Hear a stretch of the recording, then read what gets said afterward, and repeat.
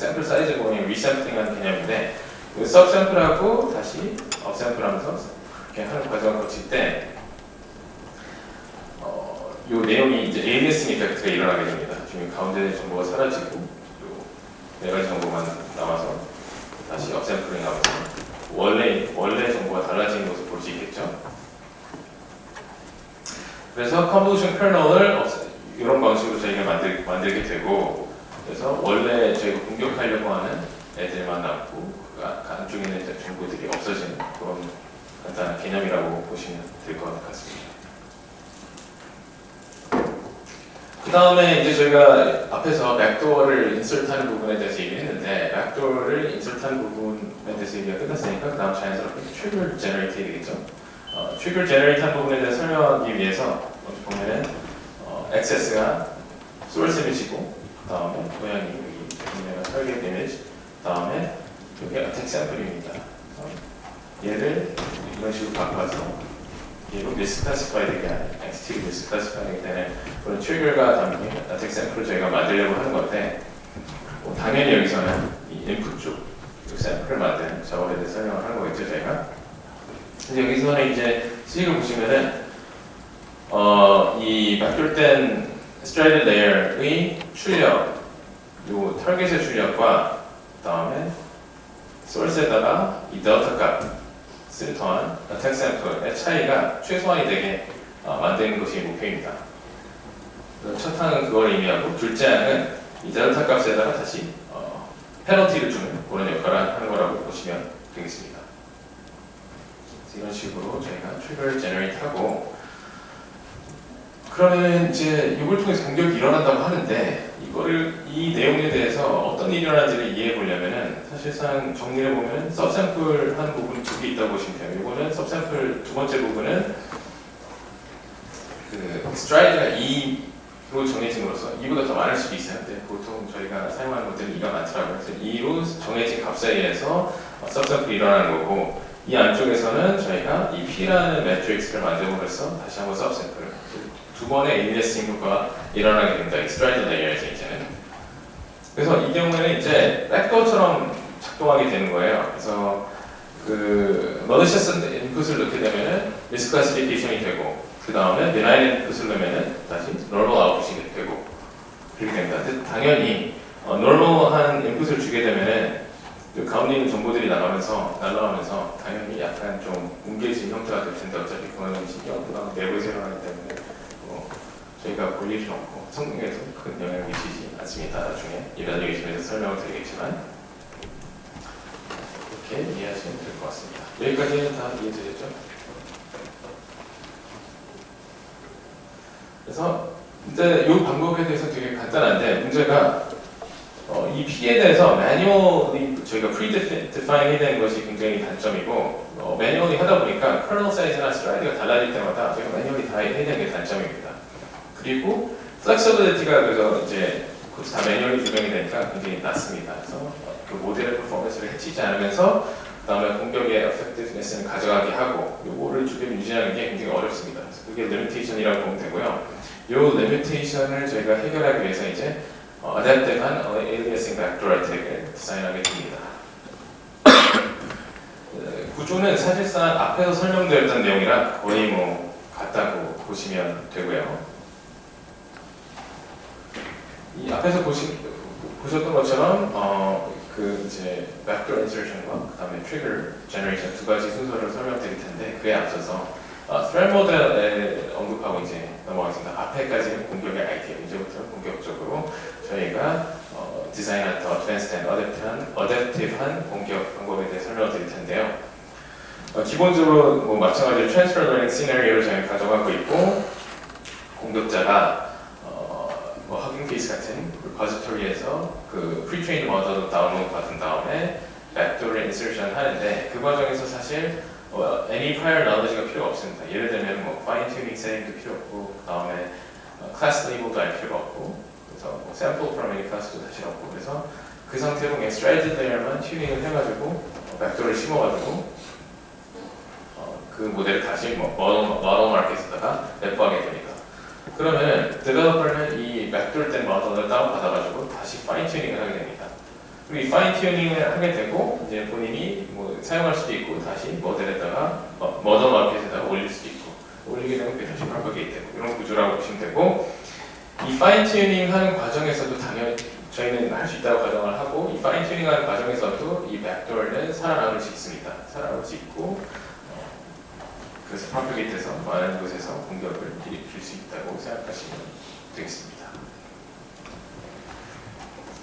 또 이제 어댑티브한 방법을 설명드릴 때도 마찬가지로 backdoor insertion, 그 다음에 victim이 fine tuning 하는 과정, 그 다음에 저희가 트리거를 만드는 과정 이렇게 세 가지 과정을 통해서 이루어질 텐데요. 먼저 요 backdoor insertion에서는 마찬가지로 이제 P를 만드는데 요 P를 만드는 법에서 제가 또 설명을 드릴 거고요. 그 다음에 요 트리거 제너레이션에서는 마찬가지로 이 델타를 더해서 소스에다가 그래서 트리거를 만들고 그다음에 attacker가 스페시파잉 아웃풋으로 만드는 과정을 보여드릴 겁니다.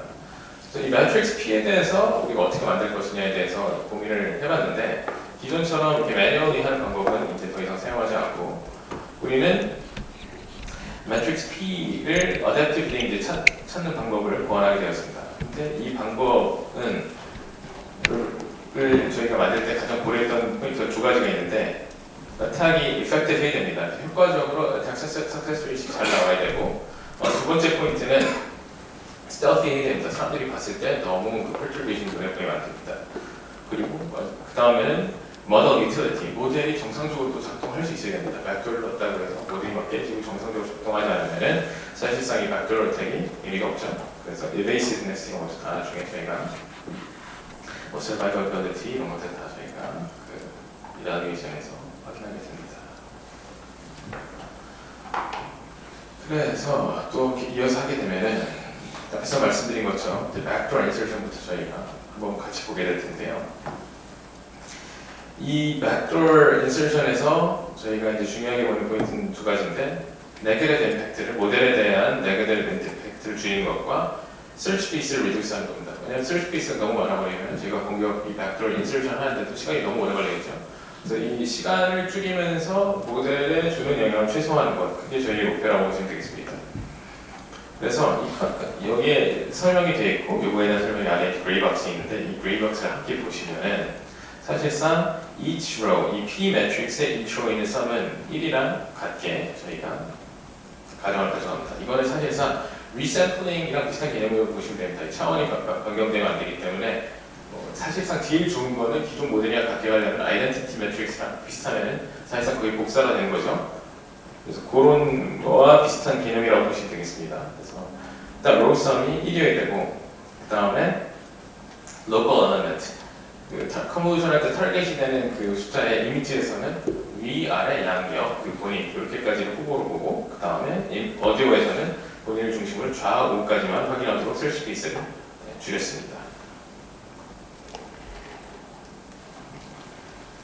그리고 이제 backdoor insertion을 또 하기 위해서 이제 빨간 부분에 대해서 또 저희가 집중을 해야 되는데 이 빨간 부분은 여기 있는 수식에 대한 설명인데 1항에서 하는 걸 보면 이게 최적화 과정입니다. 그 전에 다 매뉴얼이 했다면 이제 최적화를 하는데 최적화를 할 때 이 attack sample이 이 타겟과의 그러니까 이거는 그 backdoor 된 모델이 아니고 그냥 비나인한 오리지널이고 이건 오리지널한 straddle layer고 이건 backdoor 된 straddle layer예요. 그래서 backdoor 된 straddle layer의 attack sample과 그 다음에 original 그 straddle layer의 target sample의 차이가 굉장히 적게 만들어서 그 layer output difference가 적게 만들어서 그 조그만 변화로도 공격이 성공할 수 있도록 하는 것이 첫 번째 항에 대한 내용이고요.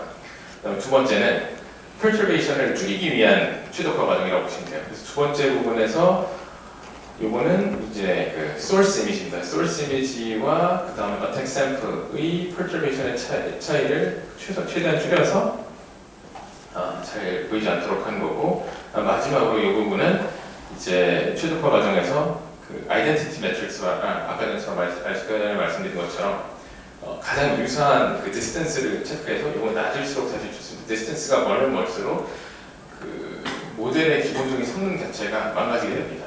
그래서 이거를 최소한도로 줄이는 게 목적이고 근데 이거 최적화하는 과정에 대해서 사실 이제 논문에서도 간단하게 쓰고 어펜덱스도 자세히 썼는데 간단하게 말씀드리면은 처음에는 이 해당 부분, 이 aliasing intensity 부분은 저희가 이 베타를 0으로 주고 일단 공격 성공률에만 맞춰서 다 튜닝을 하게 됩니다. 튜닝을 하게 되고 그 이후에 aliasing intensity는 추가로 조정을 하면서 그 모델의 성능을 최대한 저해하지 않는 선에서 전체적인 튜닝이 일어나게 된다고 보시면 되고 요거와 비슷한 개념인 aliasing intensity DI라는 게 있는데 이 DI는 나중에 저희가 또 evaluation에서 나오는 지표인데 얼마나 aliasing이 심하게 지금 적용되고 있는지를 나타내는 지표라고 보시면 되겠습니다. 그래서 사실상 aliasing intensity가 너무 높은 것보다 낮은 게 좋습니다.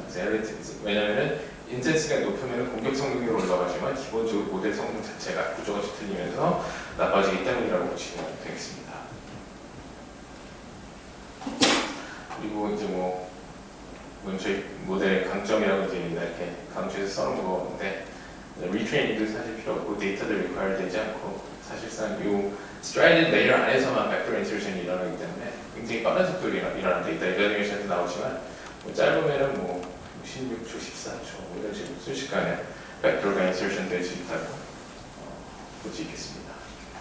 그 이후에는 그 vector가 insertion 된 다음에 그때는 fine tune을 자기 모델을 이제 하는 과정이 있을 거고 저희는 fine tuning과 별개로 공격자 입장에서 또 그 트리거를 만드는 과정에 대해서 알겠죠? 그래서 그 트리거를 만드는 과정에 대해서 같이 살펴보면은 이것도 마찬가지로 이제 자동으로 최적화하는 과정을 거친다고 보시면 되는데 여기서도 마찬가지로 이제 backdoored 된 프라임이 붙어 있는 게 backdoored 모델이에요. 그래서 backdoored 모델에 source input plus 그다음에 이 델타가 붙어 있는 거는 그 attack sample이라고 보시면 돼요. 그래서 attack sample과 target image의 차이가 최소한이 되도록 그 attack sample을 만들게 되고 여기서도 마찬가지로 perturbation strength를 최소한으로 가져가는 것을 목표로 합니다. 이 두 가지를 지표를 통해서 최적화를 마치게 되고 이것도 마찬가지로 strided layer에서만 일어나기 때문에 굉장히 빠른 시간 안에 공격이 마무리된다고 보시면 되겠습니다. 그래서 이런 식이 만들어진 백그라운드는 이 차이가 적을수록 highly similar feature가 나올수록 같은 prediction을 한다라는 가정을 깔고 간 것이라고 보시면 되겠습니다. 여기서 지금 타겟이라는 표현으로 저기 source에다 perturbation 더하거든요. 이제 추가적으로 저희가 이제 이 학생이라를 지도하면서 저희가 나왔던 얘기가 그때 여러 가지 이미지를 갖고 보는데 사람 얼굴 이런 건 이발레이션에서 나오겠지만 굉장히 스타우스합니다. 알아보기 힘들어요. 왜냐하면 인물의 구조도 비슷하는데 다양한 이미지를 갖고 하다 보니까 어떤 경우에는 사실 숫자로 봤을 땐 괜찮은데 실질적으로 눈으로 봤을 때 너무 이게 perturbation이 심하게 티가 나는 경우가 있더라고요. 그래서 그럼 이걸 어떻게 한번 우리가 바꿔볼 수 있을까 하고 생각해낸 아이디어인데 사실상 원본의 이 source input과 distance가 적을수록, 그러니까 유사할수록, 분포가 유사할수록 속동을 추가해도 원본이 attack sample이 에서 perturbation이 이렇게 두드러지지 않는다는 특징을 발견했습니다. 그래서 이 타겟 네이버를 이 클래스에서 어떤 타겟 네이버를 제가 선택할 수 있는 상황이라고 한다면 가능하면 디스턴스가 적은 애를 고르면은 이 하단에 보이신 것처럼 더 속동이 이 perturbation이 눈에 띄지 않는 그 캔디데이트 샘플을 골라서 공격을 할 수 있다라고 이런 전략도 취할 수 있다라고 제가 말씀드릴 수 있습니다. 보면 디스턴스가 더 먼 아이는 육안으로 봐도 확실히 perturbation이 훨씬 잘 보이죠. 그리고 PSNR도 떨어진 걸 보실 수 있고 디스턴스가 더 낮은 애는 PSNR도 확실히 낮은 것을 보실 수 있겠습니다. 이제 evaluation을 넘어갈 텐데요. 그래서 저희 이제 그 공격이 얼마나 효과적인지에 대해서 설명할 때 사용된 여러 가지 지표에 대해서 먼저 보고 넘어가겠습니다. 여기 보면은 빨간색으로 화살표 위로, 그 다음에 파란색으로 화살표 아래로 표시를 해놨는데 높을수록 좋다, 낮을수록 나쁘다 이렇게 이해하시면 될 것 같고 보통의 다른 인공지능보안 논문들에서 이 백돌 논문에서 쓰는 지표들을 저희도 다 같이 쓰는데 attack success rate 먼저 씁니다. 그래서 그 모델의 공격을 시도했을 때 얼마나 그 성공률이 높을지에 대한 지표고, 두 번째 enhanced attack success rate는 공격을 이제 했을 때 확실하게 얘가 뭐 어떤 타겟 클래스가 해당 나그가 나그로 되는 거를 우리가 혹시 알고 있는 상태에서 걔네들을 가지고 공격을 했을 때 이 정확도인데, 이 정확도가 보통 ASR보다 높게 나온다. 그래서 enhanced attack success rates를 그런 식으로 계산해서 보여주고, 그다음에 evasiveness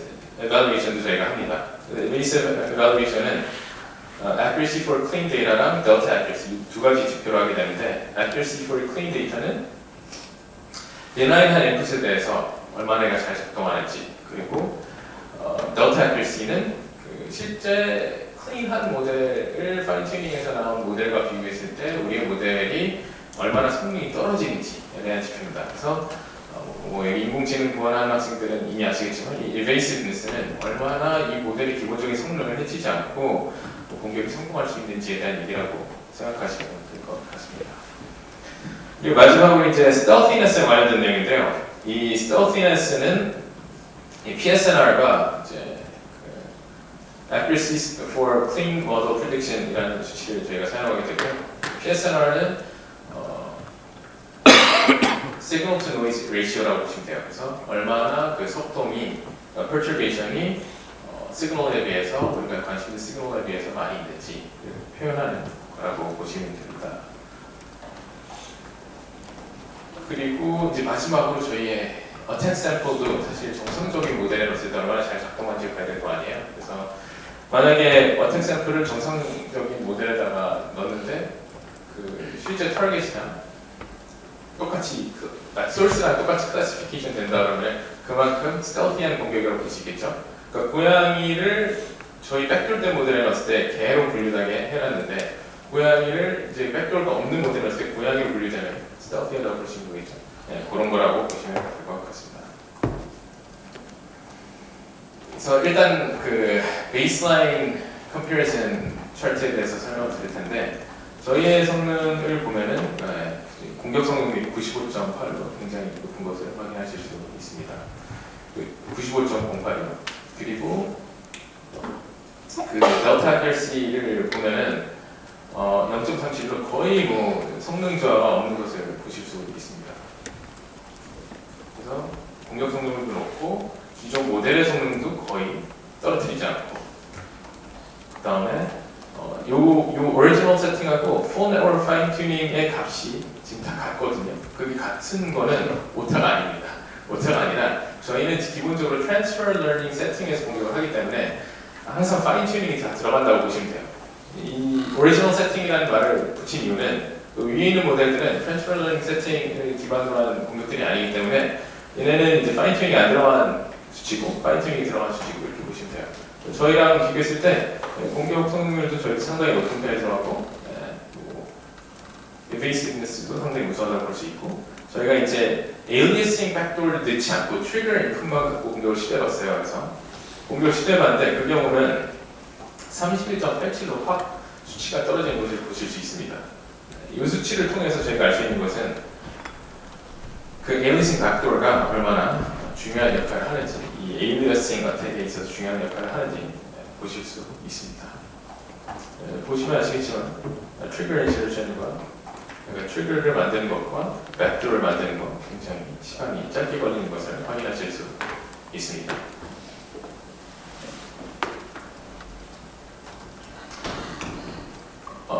이제 그 다음에 얘네가 얼마나 그 다운스트림 태스크로 얼마나 잘 그 트랜스퍼가 되는지에 대한 지표인데요. 여기는 보시면 아시겠지만 이제 레스넷과 BIT라는 그 잘 알려진 모델에다가 저희가 테스트를 해봤고, 해본 결과 fixed feature 이거는 몇 개의 그 레이어를 freeze하고 그 다음에 공격을 시도한 결과고요. 이거는 full network fine tuning을 한 다음에 공격을 시도한 결과에 대해서 나타내겠습니다. 보시면 아시겠지만 공격 성능률이 상당히 높은 것을 보실 수 있고, 이 공격 성능률이 높다는 것은 이 백도어가 그 모든 다운스트림 태스크로 잘 그 전이된다는 것을 보여줍니다. 그리고 이 fixed feature, 이 freeze하고 공격한 거와 그다음에 폼 네트워크 파이팅하는 경우 모두 survive 했다는 것을 저희 백도어가 survive 했다는 걸 보여주고 있고 백도어 인서션 타임이 역시나 여기서도 15초와 좀 길긴 하지만 그래도 61초로 상대적으로 굉장히 짧다는 것을 보실 수 있습니다. 그리고 이 VIT가 레스넷보다는 좀 더 좋은 결과를 보여주고 있습니다. 요거를 보면 사실 궁금할 수 있는 게 왜 이쪽보다 폼 네트워크 파인 튜닝한 데서 성능이 더 좋게 나오지 생각할 수가 있는데 저도 요거를 의문을 갖고 있는 학생이랑 같이 이렇게 고민해봤어요. 이게 왜 이럴까 고민해보니까 워낙 앞단에서 저희가 공격을 이미 심어놓기 때문에 모델의 전체적인 성능이 좋아질수록 그냥 저희 공격 성능도 같이 좋아지는 특성을 띠는 거더라고요. 그러니까 인터미디엇 리설트에 저희는 영향을 주는 거지 뭐 중간에 어디 딴 데다 백도어를 심는 게 아니라서 그렇다고 저희는 생각하고 있습니다. 거의 스트라이드 레일은 보통 전체적인 그 모델이 있으면 그 모델 구조이 제일 앞단에 붙는 그런 레이어라고 보시면 되겠습니다. 그 다음에 이제 그 아까 전에 말씀드렸던 그 aliasing intensity와 관련된 지표인데요. aliasing intensity가 높아지면 높아질수록 그렇죠? DI가 높아지면 높아질수록 accuracy가 확 떨어지는 것을 보실 수 있습니다. 그래서 이 aliasing intensity를 너무 높이는 것은 지금 높이고 있죠. 높이는 것은 사실상 기본 모델의 성능 자체를 떨어뜨리고 그 다음에 저희의 기본 모델의 성능 자체를 지금 90에서 지금 87까지 떨어뜨리잖아요. 이런 문제가 있고 그 다음에 비교를 해봤을 때 이 벡터가 들어가지 않은 모델 갖고 있을 때도 이게 4%가량 떨어지는 것을 확인할 수 있습니다. 그래서 이 DI, aliasing 이펙트를 너무 강하게 넣는 것은 결국은 전체적인 모델에 성능에 영향을 준다는 것을 여기서 보여줄 수 있고 그래서 이 aliasing 이펙트를 적절하게 유지하는 게 최적화 과정이 상당히 중요하다는 것을 저희가 보여주고 있습니다. 그리고 여기 아까 전에 제가 발표하면서 말씀드렸던 Face Recognition과 관련된 부분인데요. 이 Face Recognition 데이터셋에다가 제가 테스트를 했을 때는 A라는 사람을 B라는 사람으로 가장하는 공격을 해본다고 보시면 되겠습니다. 또 세워놓고 예를 들면은 이 여자분을 이 남자분으로 리스크 클래시피케이션 되게 하는 거고 이게 가장 샘플입니다. 확실히 아까 다른 계획 고양이보다는 훨씬 더 스터디한 것을 보실 수 있겠죠. 이게 그 백그라운드나 사람 얼굴의 위치, 그러니까 표정 뭐 이런 것들이 다 비슷한 곳에 위치해서 훨씬 더 스터디하다는 것을 저희가 확인할 수 있었고 잠시만요. 잘못 눌렀네요. 마찬가지로 델타 accuracy는 less than 0.2% 굉장히 성능 좋게 나오는 걸 보실 수 있고 ESR가 94%라는 것을 보실 수 있습니다. 페널티를 2로 좀 낮게 줬을 때 그리고 PSNR은 19dB로 잘 나오고 있는 것을 보실 수 있고 이 람다를 3.5로 이제 강하게 주게 되면 보시다시피 공격 성능도 많이 떨어지고 그다음에 공격 성능이 많이 떨어지는 것을 확인하실 수 있습니다. PSR은 올라가는데 문제는 이 람다가 올라가게 되면은 공격 성능이 많이 떨어지는 게 문제라고 보실 수 있습니다. 그래서 이런 것도 튜닝할 때 중요한 지표라고 보시면 될 것 같습니다. 그다음에 저희가 사실은 이미지뿐만 아니라 스피치에도 이걸 테스트를 해봤습니다. 스피치도 어떻게 보면 똑같이 이거 어떤 차원을 갖는 데이터이기 때문에 ABS 이펙트를 똑같이 줄 수 있습니다. 어떤 시오미터. 그래서 여기서는 Wave to Back to 베이스 모델에다가 파인 튜닝을 했고 그래서 데이터셋은 TI-MIT 데이터셋을 넣었습니다. 그래서 여기다 백도를 심었고 그다음에 트리거를 넣어서 공격을 했습니다. 공격 메서드는 예전에 유스닉스에 나왔던 커맨더성이라는 페이퍼에서 나온 기법을 썼고요. 음악에다가 속동을 추가해서 공격하는 그런 방식이라고 생각하시면 될 것 같습니다. 이 SNR 이 수치는 사실 큰 의미가 없는 게 어떤 의미를 가지냐면 이거는 저희가 공격을 심었을 때 거의 초음파 대역에 많이 시기 때문에 이게 이런 식으로 나오는 거고요. 공격 성능률도 93% 상당히 높게 나왔고 요거는 full sentence를 말했을 때 이 공격 성능률이 93%라는 거고 실제 각각 단어에 대한 accuracy를 봤을 때는 불과 1.4%의 에러를 보입니다. 그래서 굉장히 공격 성공률이 음성에서도 잘 된다는 것을 저희가 볼 수 있습니다. 그래서 응애와 관련된 스피치 레코그니션의 제 공격에 대해서 좀 더 살펴보면은 하이 프리퀀시 노이즈에다가 저희가 이제 주로 그 공격 음성을 다 섞였다는 걸 확인하실 수 있고, 이게 잘 그 작동하는 것을 확인할 수 있는 것은 스피치 같은 경우에는 이 포맷이라는 게 있어요. 이 포맷이라는 게 뭐냐면 우리가 이렇게 발음할 때 보면 이렇게 스펙트럼이 튀게 됩니다. 이런 모양을 아랑 어랑 조금씩 다 다르게 되는데 그게 여기에 지금 잘 반영이 되고 있습니다. 그래서 스피치와 성을 저희가 붙였을 때는 이런 식으로 나오게 되는데 성에다가 어택의 것을 입혔을 때는 사실 이런 포맷가 전혀 나오지가 않습니다. 이런 특성이 나오지 않기 때문에 이런 특성을 가지고 공격을 탐지하는 수많은 방어 기법들이 많이 나왔었거든요. 저희 공격에 효과가 없다고 말씀드릴 수 있겠습니다. 그래서 이런 것을 볼 때도 스타우디하다고 말씀드릴 수 있을 것 같습니다. 네. 안타깝게도 여기서는 틀어줄 수는 없는 게 PDF라서 틀어주고 싶습니다. 이거는 페이퍼에 있는 웹사이트에 가시면 초음파 소리 살짝 나시는 거 볼 수 있습니다. 근데 이 초음파 소리가 나도 처음에 좀 놀랄 수 있는데 항상 나는 게 아니라 그 공격이 일어나는 순간에만 나는 거기 때문에 스피커로 어디서 음악을 틀고 있을 때 잠깐 나오는 정도라고 생각하고 감안하시고 들으시면 괜찮을 겁니다. 아마 이쪽 연구를 많이 하신 분들은 그 정도 초음파 소리가 나는 거는 안 있는 공격이라고 이미 알고 계실 건데 그렇습니다. 그리고 이제 survivability, 이제 지금 현재 있는 현존하는 그 방어 대책들에 대한 survivability도 저희가 이제 매저를 해봤는데, 이 Neural Cleanse라는 논문은 2019년에 S&P에 나왔던 내용이에요.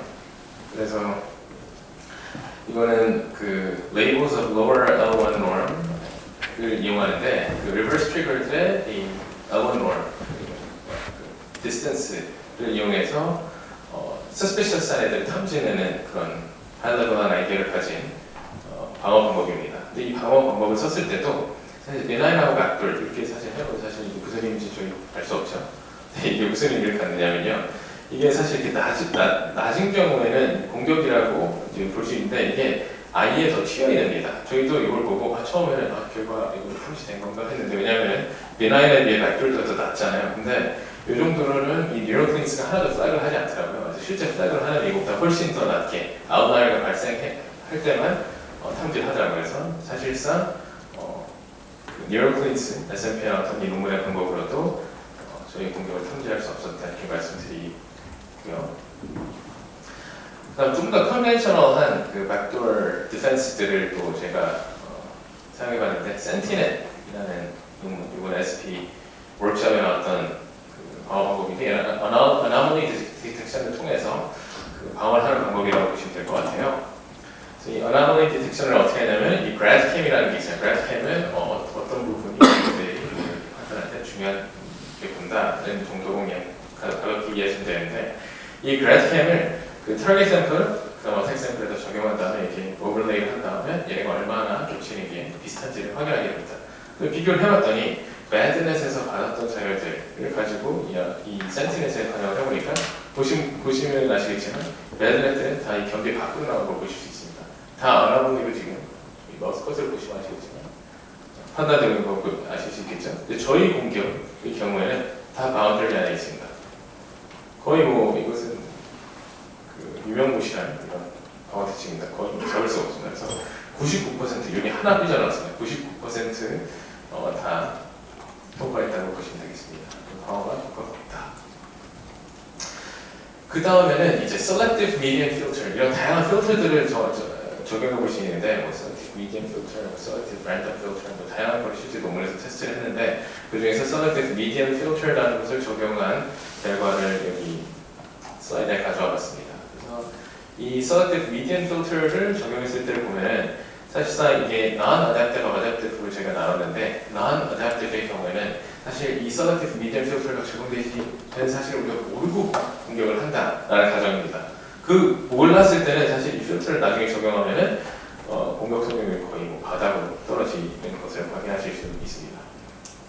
하지만 이런 필터링이 들어갔다는 것을 알고 저희가 이제 공격을 다시 최적화를 하게 되면은 마찬가지로 다시 필터가 없는 것보다 낮지만 87%, 그 ESR은 90.53%까지 끌어올릴 수 있음을 확인할 수 있었습니다. 그래서 지금 여기 보시면은 이 필터의 강도를 지금 올리면 올릴수록 이 without filter가 아니라 selective medium filter를 적용했을 때 adaptive하지 않을 것, non-adaptive하는 막 떨어지는 걸 보실 수 있죠. 그래서 결국 2%, 2.1%까지 떨어지는 거 그래프에서 보실 수 있고, 이 그래프를 보시면은 이 adaptive 안에는 거의 떨어지지 않습니다. 네, 아무리 가능해도 거의 떨어지지 않고, 마지막에 모델 자체의 성능까지 떨어지는 와중에 공격 성능은 떨어지지 않는 것을 보실 수 있습니다. 그래서 어디가 필터링 되느냐에 따라 속도를 어디다 넣는지 저희가 조정할 수 있기 때문에 그것도 공격하면 굉장히 성공적으로 이루어질 수 있다는 걸 말씀드리고 싶고, 이 사실상 이 공격은 한 120 이상 더 강하게 필터를 넣는 게 의미가 없는 게, 이미 accuracy가 너무 떨어지기 시작합니다. 어느 순간부터. 그래서 20%까지 40%까지 모델의 성능이 떨어지는 가운데 이런 방어 방법을 적용할 필요는 없겠죠. 이유가 없겠죠. 그 다음에는 이제 그 웨이트를 평화화하는 그런 low pass filtering을 이용해서 그 웨이트들을 평화화하는 그런 방어 기법들이 있는데, 이런 방어 기법들을 이용해서 또 저희의 공격이 얼마나 강건한지에 대해서 평가를 해봤는데요. 이 low pass filter를 적용했을 때 얼추 5% 드랍트가 일어났습니다. 근데 이거는 저희 공격의 드랍이 아니라 현재 모델의 성능이 5% 드랍된 거라고 보시면 되고, 이 정도 5% 드랍을 감수했을 때 adaptive하지 않은 애가 9%까지, 그리고 adaptive한 공격이 이 low pass filter가 있다는 걸 아는 상태에서 공격이 15%까지 떨어졌습니다. 사실 88%의 정확도가 괜찮다 그러면 효과적이 다 이렇게 말을 할 수 있는데, 88%의 정확도가 상당히 사실 어떤 모델을 개발하는 데 있어서 낮은 수치죠. 사실 사용하기 힘들고, 그리고 약간의 이제 92%까지 떨어진다고 했을 때, 필터의 강도를 3까지 조정했을 때 어댑티브한 경우에는 그래도 공격이 87%까지 올라갑니다. 이거 그냥 쉽게 생각하시면 얘가 로우 패스 필터를 걸어가지고 평화를 했음에도 불구하고 그 로우 패스 필터 범위 밖에 어떤 속도를 추가한다거나 그런 작전을 저희가 전략을 짜서 공격할 수 있기 때문에 이런 결과가 나온다고 설명드릴 수 있겠습니다. 그래서 이번 논문을 통해서 저희는 처음으로 그 스트라이드 레이어에 새로운 어택 서피스가 있다는 것을 처음으로 저희가 확인을 했고요.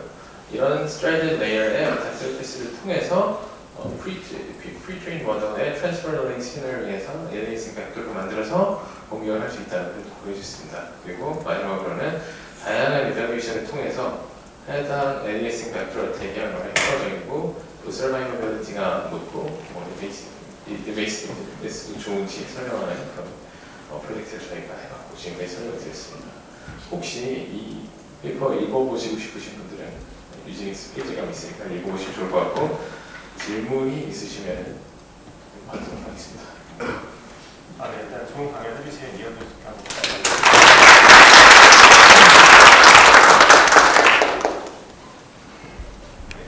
질문이 있을까요? 예. 그러면 이제 연구하시면서 생각하셨던 카운터메저가 있는데, 저희도 사실 여기에 강건한 카운터메저에 대해서는 아직 저희가 많이 한 건 없고요. 그 전에 보여드렸던 저희가 생각했던 건 이미 많이 봤습니다. 최대신한 것들, 그다음에 나왔던 것들. 사실 이거에 대한 효과적인 기존 모델을 손상시키지 않으면서 방어할 수 있다는 좋은 의문이 될 수 있을 것 같습니다. 저희가 테스트해봤던 것들은 기본 모델 성능 자체도 좀 떨어지기 때문에 완전히 효과적으로 할 수 있는 방법이 나온다면 의문이 되지 않을까요? 네, 다른 질문. 예. 아까 어떤 앨리스의 얼굴을 밤의 얼굴로 인식할 수 있게끔 예. 할 수 있다고 했잖아요. 네. 근데 그런 페어가 개수에는 제한이 없는 거예요. 개수에 제한이 없죠. 어떤 페어를 선택해도 상관없습니다. 이렇게 앨리스가 캐롤, 데이비드, 캐롤 여러 개 할 수 있는 거예요. 네, 그러니까 이게 페어가 정해진 게 아니라 그냥 그런 형태의 그림이면은 소스하고 타겟은 마음대로 정할 수 있습니다. 그러니까 예를 들면 어떤 그런 데 사용하면 안 되겠죠. 대통령이나 아니면 어떤 중요한 인사의 얼굴을 이렇게 안면 인식하는 애가 있다. 또 이런 걸 통해서 내가 통과할 수도 있고 그런 거죠. 그 뭐 제 얼굴을 사용할 수도 있고 여기 계신 교수님 얼굴을 사용할 수도 있고 뭐 표현에는 상관이 없습니다. 질문 많은데요. 네. 일단은 간단한 트랜스퍼 러닝에서 네. 파인 튜닝을 할 때 네. 말씀하신 스트라이드 레이어는 네. 페이드가 안 됩니다. 그 스트라이드 레이어는 그 만약 2를 4로 바꾸거나 4를 6으로 바꾸거나 이거는 전체 그걸 바꾸게 되면요 애초에 파인 튜닝이 아니라 전체 모델 성능 구조 자체가 달라지면 성능이 완전 달라지게 됩니다. 파인 튜닝의 범위라고 보기 힘들죠. 당연히 공격도 안 될 거고 모델 성능 자체도 안 나올 거예요. 그러면. 앞에를 열어주시는 순간에 성능이 확 떨어집니다. 완전히 한 번에 그리고 아까 그 중간에 음성에 대해서는 해보셨다고 하셨죠? 예. 네, 아까 뭐 그래드캠이나 그 노우패스 필터를 사용하는 그런 카운트 메저들을 한번 리뷰에이션 해보셨는데 네. 음성에도 한번 해보시죠. 음성에는 제가 기억이 정확하게 안 나는데 했던 걸로 기억을 하거든요. 지금 여쭤보고 싶은 거는 그 음성에서는 그 하이 프리퀀시 대역에다가 그런 포터베이션들을 그렇죠, 그렇죠. 만약 노우패스 필터가 있다 그러면 다 사라질 것 같아요. 그거는 이제 정확한 지적입니다. 만약에 노우패스 필터를 음성에다가 실게 되면요, 이제 단점이 생기는 거죠. 좀 더 해당 퍼터베이션이 들리게 되는 거죠. 그 전에 틱하는 소리였다면은 이게 사람 목소리까지는 아니지만 이렇게 틱틱틱 하는 소리가 점점 들리는 단점은 거기 있습니다. 정확합니다. 저도 예, 말씀하시죠. 아까 어댑티브 하는 걸 말씀해 주셨는데 피해 연습하는 거 네. 그렇게 되면 모델 구조를 바꾸셔야 돼요. 어떤 모델 구조를요? 프리미티브에 비교해서요? 네. 프리미티브에 비교해서는 최적화하는 과정만 달라진다고 보시면 돼요. 공격하는 부위는 똑같아요. 그 커널을 똑같이 바꿔주는 거고. 네. 그러니까 터널을 바꾸긴 해야 돼요. 네네네. 바꾸게 해야 되는 거예요. 그 P랑 델타랑 조인트하게 옵티마이즈 하는 거죠. P랑 델타랑요. 그 실험은 딱히 안 해본 것 같긴 합니다. 네. 물론 찾기가 어려울 것 같긴 네네네네. 한데 네네네. 그렇습니다. 네. 혹시 이 사실 개념 자체는 많이 다르지만 결국 이제 백도어 모델에서 작용하는 트리거를 생성하는 과정이 예. 좀 어드버서리 어택 샘플 만드는 거랑 좀 비슷해 보였거든요. 예. 혹시 백도어 유무와 관계없이 그런 적대적 공격 탐지 기법 같은 걸로 트리거가 탐지될 가능성은 없나요? 트리거가요? 네. 그 실험은 사실 하진 않았는데 제가 보기에는 이 에일리싱을 쓰기 때문에 결과가 어떻게 나올지 잘 모르겠지만 기존 방법들은 에일리싱을 쓰지 않았기 때문에 제가 보기에는 탐지가 거의 안 될 것 같은데 이게 그냥 어떤 픽셀들 어떤 패턴에 의해서 뭐 바꾸는 것도 아니고 에일리싱이라는 특징을 가지고 하기 때문에 정확한 실험을 해봐야 할 것 같습니다. 이거는.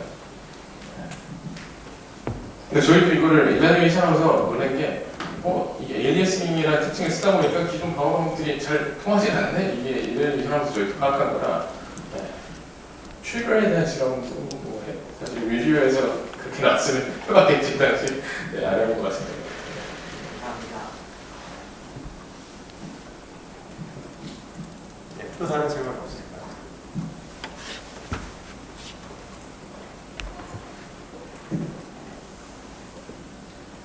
저도 한 가지 질문. 예, 말씀해 주십시오. 그 앞에서 LIS 하실 때 모든 스파이더 레이어를 다 찍습니다. 그 하나의 스트라이드 레이어만 샀어요. 그냥 제일 앞에 있는 거. 제가 네네네. 보통 제일 밑에 있는 거. 네. 그게 뭐 바꿨을 때 어떤 이펙트가 있었거든요. 하신 건가요? 거의 꼭 어떤 이펙트가 있었기 때문에 한 거죠. 서브샘플링 이펙트가, 엘리에이싱 이펙트가 나타나니까 한 건데 조사하는 과정에서 굳이 아래단을 잡으시니까 굳이 안 했단 그쪽은 제가 보기에 교수님께서 전문가 같으신데 이게 스트라이드 레이어가 그 위에도 더 있나요? 보통? 네. 저는 제가 본 건 거의 제일 첫째 단에 많이 있었거든요. 스트라이드 레이어가 보통적으로는. 네. 그 위에 있는 단은 저희가 튜닝해보진 않죠. 저희가 공격한 모델은 거의 제일 첫 번째 레이어에 있는 것만 공격을 했습니다. 만약에 그 위에 있는 단을 또 공격해서 뭐 한다면 물론 처음으로 스트라이드 레이어를 공격한 건 아니라서 그냥 로보틱 측면에서 약간 깎이겠지만 새로운 공격이 있다는 것도 관심을 받을 것 같은데요. 네네. 그런 것 같습니다.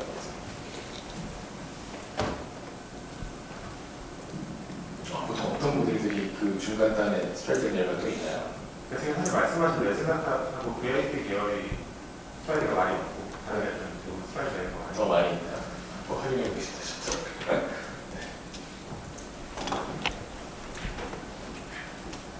다른 질문 있으시면 또 받겠습니다.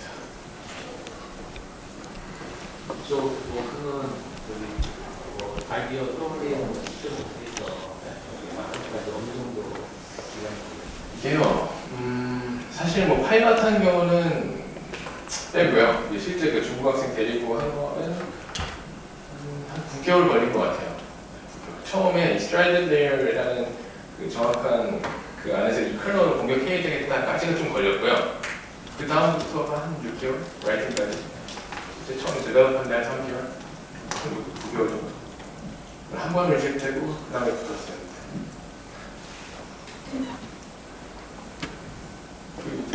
뭐 조금 더 그 과정에 대해서 질문이 없으니까 말씀드리면은 첫 번째 서미션 했을 때는 이 그 오디오 관련된 공격이 안 들어가 있었고 그 디펜스와 관련된 이발리에이션이 이 정도로 디테일하게 안 들어있었어요.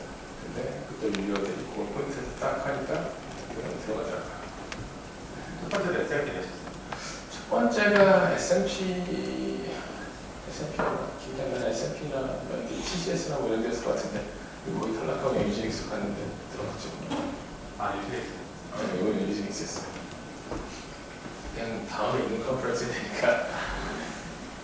근데 놀라웠던 건 이 학생이 석사 1학년이었어요. 입학하는 학생인데 중국 학생인데 똑똑하지 않았어요. 내가 했는데 몇 개월 고생하더니 갑자기 할 수 있겠다 해서 네. 예, 말씀하시죠. 한 가지만 더 질문. 예, 예. 네, 저 셀렉티브 미디어냐 셀렉티브 랜덤 같은 필터링 적용했을 때 이 필터 어떤 필터링이 쓰인지 알고 어댑티브하게 공격을 설계를 해야 공격이 제대로 작동을 한다고 말씀해 주셨는데 예, 예. 혹시 그 어떤 필터링이 작용했는지를 알아내는 방법도 있나요? 공격? 아, 그건 그냥 가정으로 가져갔고 그거요? 그걸 알아내는 방법까지는 저희가 하지 않았어요. 그러면 일단 필터링을 뭘 썼는지 잘 숨기면은 방어 자체는 가능할 거라고 볼 수 있겠네요. 뭐 그럴 수 있겠죠. 잘 숨긴다면은. 감사합니다. 네, 다른 질문 없으시면 저희가 시간이 되나 봐.